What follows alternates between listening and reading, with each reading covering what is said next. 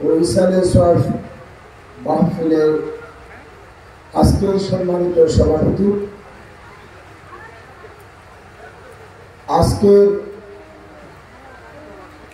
আজকের মাহফিলে যে সকল মুরব্বীগণ মঞ্চে উপস্থিত আছেন, যে সকল দিনী মুরব্বীগণ দিনী ভাইরা উপস্থিত আছেন, উপস্থিত এলাকাবাসী এবং মাইকের আওয়াজ চতুর্দিকে যাচ্ছে, পর্দার আড়ালে যে মাহফিলরা আছেন উপস্থিত সকলে আসসালামু আলাইকুম ওয়া রাহমাতুল্লাহি ওয়া বারাকাতুহু। ওয়া আলাইকুম আসসালাম ওয়া রাহমাতুল্লাহি ওয়া বারাকাতুহু। আমি প্রথমে ধন্যবাদ জানাই মসজিদ ও মাদ্রাসা পরিচালনা কমিটি সুনদি হাদুরপাড়া, সুনদি 2 নম্বর ওয়ার্ড, লোহাগাড়া, চট্টগ্রাম, আমাকে এই মাহফিলে দাওয়াত করার জন্য এবং কিছু বলার যে সুযোগ করে দিয়েছেন সেজন্য আমি পরিচালনা কমিটির প্রতি কৃতজ্ঞতা প্রকাশ করছি এবং আমার ব্যক্তিগত পক্ষ থেকে আপনাদেরকে ধন্যবাদ, আন্তরিক অভিনন্দন জানাচ্ছি।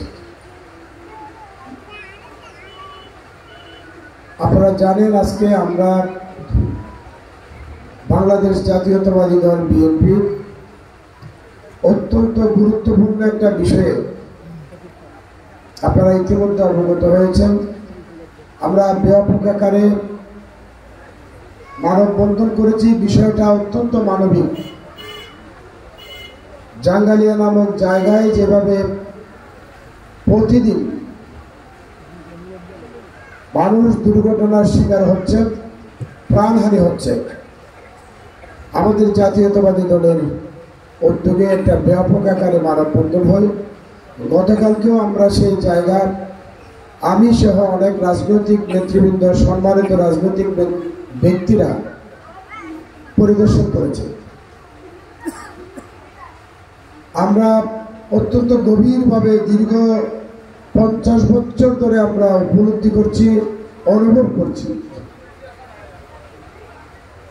যে আমাদের দক্ষিণ চট্টগ্রাম তথা বৃহত্তর চট্টগ্রামকে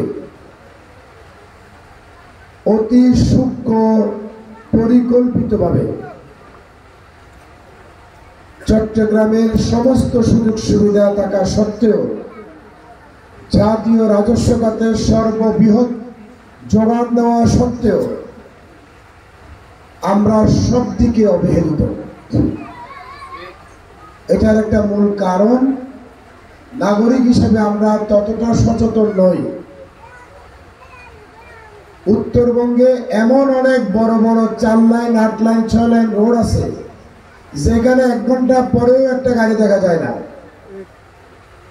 কিন্তু অত্যন্ত দুঃখের বিষয়, পৃথিবীর সবচেয়ে আকর্ষণীয় পর্যটন কেন্দ্র কক্সবাজার। সেই কক্সবাজারে যাওয়ার একমাত্র সড়ক মাধ্যম হচ্ছে আমাদের দক্ষিণ চট্টগ্রামের চট্টগ্রাম কক্সবাজার সড়ক। তার যে বেহাল দশা আজকে আমাদের সেই মানববন্ধনে আমরা বুঝতে পেরেছি। মানুষকে যখন আমরা ব্যারিকেড দিলাম, বাস থেকে নেমে বললো যে আমরা গাড়ি চলতে হবে না, আমরা গাড়িতে বসে থাকবো। প্যাসেঞ্জার নেমে গেছে, যাত্রী নেমে আমাদের সাথে মানববন্ধনে তারা যোগ দিয়েছে যে আপনাদের সাথে আমরা একাত্মতা প্রকাশ করছি। এই বরহাতিয়া থেকে অনেক লোক সেই মানববন্ধনে উপস্থিত হয়েছে। আমি এই বক্তব্যটা শুরুতে এই কারণে বলা, এই কারণে এই বিষয়টা আপনাদের সামনে আমি তুলে আনলাম যে আমরা যদি আমাদের সমাজের ভালো মন্দ, অসঙ্গতি, খারাপ দিকগুলো যদি আমরা তুলে না ধরি, সে বিষয়ে যদি আমাদের এলাকাবাসীকে আমরা সচেতন না করি, প্রত্যেকটা বিষয়ে আমরা যদি ন্যায় প্রতিষ্ঠার জন্য যদি আমরা ঐক্যবদ্ধ না হই, আমরা যদি ভালো কিছুর জন্য যদি সবাই এক না হই, আমরা যদি সাড়া না দিই, তাহলে আমাদেরকে এইভাবে যুগের পর যুগ আমাদের এটা ভুগতে হবে। এখান থেকে আমরা রেহাই মিলবে না। আমরা আজকে স্পষ্ট ঘোষণা দিয়েছি, আপনারাও আমাদের সাথে থাকবেন। অনুন্নত অনেক জেলায় উত্তরবঙ্গে 4 লেন 6 লেন করছে অহরহ মহাসড়ক। চট্টগ্রাম কক্সবাজার 6 লেন বিশিষ্ট মহাসড়ক না হওয়া পর্যন্ত আমাদের দক্ষিণ চট্টগ্রামের আমাদের আন্দোলন চলতে থাকবে। সেটা আমরা স্পষ্টভাবে, বাংলাদেশের সব মিডিয়া আজকে উপস্থিত ছিল লোহাগাড়ায় সেই মানববন্ধনে, আমরা স্পষ্ট ঘোষণা দিয়েছি এই আন্দোলন আর থামবে না। প্রত্যেক দিন আমরা মৃত্যুর মিছিল দেখতে চাই না। আমি এই বক্তব্য আজকের এই মাহফিলে বলার কারণ, আমাদের সমাজের আমরা যে মসজিদ ভিত্তিক সমাজ ব্যবস্থা আমাদের দেশে গড়ে উঠেছে, সে মসজিদ ভিত্তিক মাদ্রাসা ভিত্তিক যে সমাজ ব্যবস্থা, সেখানে আমাদের আরো অনেক কিছু সংযোজন করতে হবে। আমি প্রত্যেকটা বক্তব্যে বলি যে বর্তমানে একটু চিন্তা করে দেখেন, থানা, কোর্ট কাছারি, হাইকোর্ট, সুপ্রিম কোর্টে কোনো ধরনের ন্যায় বিচার পাওয়ার কোনো সুযোগ নাই। সুতরাং আমি মনে করি যেই মসজিদ পরিচালনা কমিটি যত শক্তিশালী, যত শিক্ষিত সুধীজন গুণীজনদেরকে নিয়ে পরিচালনা কমিটি হবে, আমি তাদের উদ্দেশ্যে শুধু একটা অনুরোধ করতে চাই, কারণ ওনারা সম্মানিত ব্যক্তি। আপনারা শুধু মসজিদের আয় ব্যয় এবং উন্নয়ন নিয়ে কাজ করবেন না, আপনারা সাথে সাথে আরো 2-1টা বিষয় যোগ করেন। আপনারা ইসলামী পাঠাগারের জন্য একটু তাগিদ দেন, সহি কোরআন শিক্ষার জন্য একটু তাগিদ দেন। আপনারা সাথে সাথে সমাজের, পরিবারের যে যে সমস্ত বিষয় নিয়ে ঝগড়া বিবাদ লেগে থাকে, জায়গা জমি সংক্রান্ত, ভিটা বাড়ির ভাগ বাটোয়ারা সংক্রান্ত, পারিবারিক যে কোনো বিষয়েও আপনারা ভূমিকা রাখেন। কারণ সমাজের বিচার সুপ্রিম কোর্টের বিচারের চেয়েও শক্তিশালী। কারণ সেই সুপ্রিম কোর্টের বিচারপতি, প্রধান বিচারপতি হাদুরপাড়া এসে আপনার ঘরের, আপনার বিটার, আপনার জমিনের, আপনার আইনের সরাসরি এসে দেখে বিচার করার কোনো সুযোগ আছে? কোনো সুযোগ নাই। আমি মনে করি আপনাদের যতটা চুলা আছে ততটা চুলাকে সদস্য করেন, সেই চুলার সদস্যদেরকে নিয়ে একটি হাদুরপাড়া উন্নয়ন সংস্থা গঠন করেন। সেই উন্নয়ন সংস্থা যারা মসজিদ থেকে, মসজিদ পরিচালনা থেকে শুরু করে, মাদ্রাসা পরিচালনার কমিটি থেকে শুরু করে সব বিষয়ে যারা শক্তিশালী ভূমিকা রাখবে, সেই উন্নয়ন সংস্থার কাজ হবে, প্রথম লেখা থাকবে, শপথ বাক্য পাঠ হবে, আমার এই হাদুরপাড়ার কোনো লোক আগামী 100 বছর থানাতে যাবে না কোনো বিচারের জন্য, কোনো চিঠি করার জন্য। আমার এই হাদুরপাড়ার লোক আগামী 100 বছর কোনো কোর্টে, চট্টগ্রাম কোর্ট, হাইকোর্ট, সুপ্রিম কোর্টে যাবে না। আমাদের একটা ফান্ডিং ব্যবস্থা থাকবে, অর্থ ব্যবস্থাপনা থাকবে।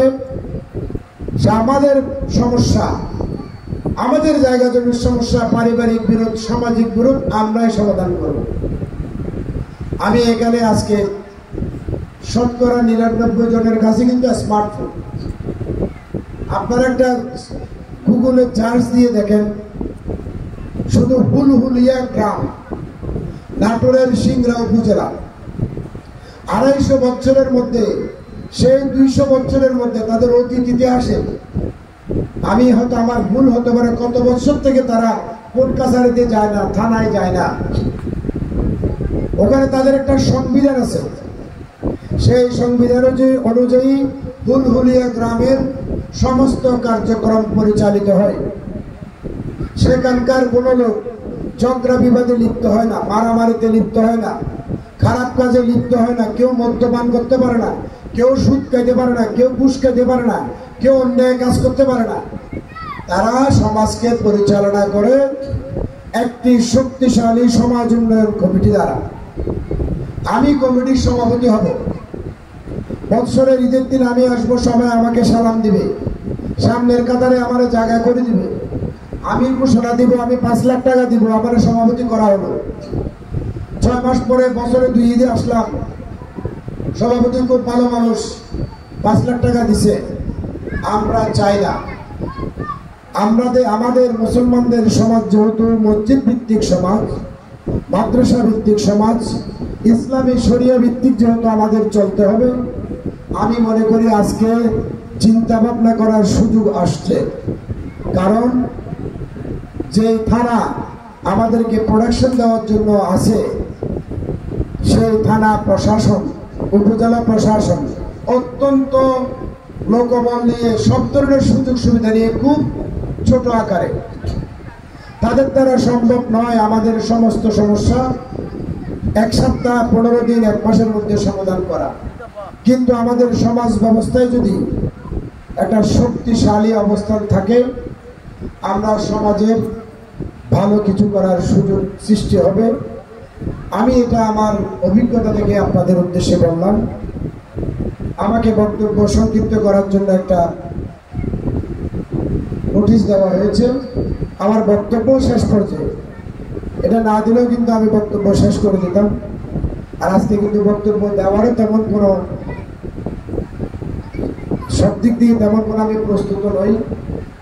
সুতরাং আমাকে যারা দাওয়াত করেছেন এবং সম্মানিত করেছেন, এবং যারা এই সুন্দর একটা মাহফিল আয়োজনে সার্বিকভাবে সহযোগিতা করেছেন, অর্থ দিয়ে, পরামর্শ দিয়ে, বিশেষ করে এই এলাকাবাসী, হাজুরপাড়াস্থ অত্যন্ত শিক্ষিত একটি এলাকা এটা, আপনাদের সকলকে আন্তরিক মোবারকবাদ জানিয়ে এবং উত্তরোত্তর এই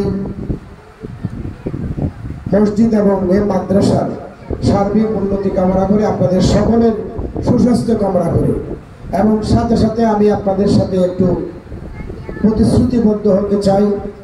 আপনাদের এই প্রতিষ্ঠানের সার্বিক উন্নয়নে আমি আমার ব্যক্তিগত পক্ষ থেকে এবং আমাদের যে সুযোগ সুবিধা আছে, বিভিন্নভাবে ছোটোখাটো প্রজেক্ট দিয়ে কোনো মসজিদ মাদ্রাসার উন্নতিতে সহযোগিতা করার যে সুযোগ আছে, সেই সুযোগ কাজে লাগিয়ে আমি আপনাদের এই প্রতিষ্ঠান দুটির পাশে থাকার প্রতিশ্রুতি ব্যক্ত করে আমি আমার বক্তব্য শেষ করছি।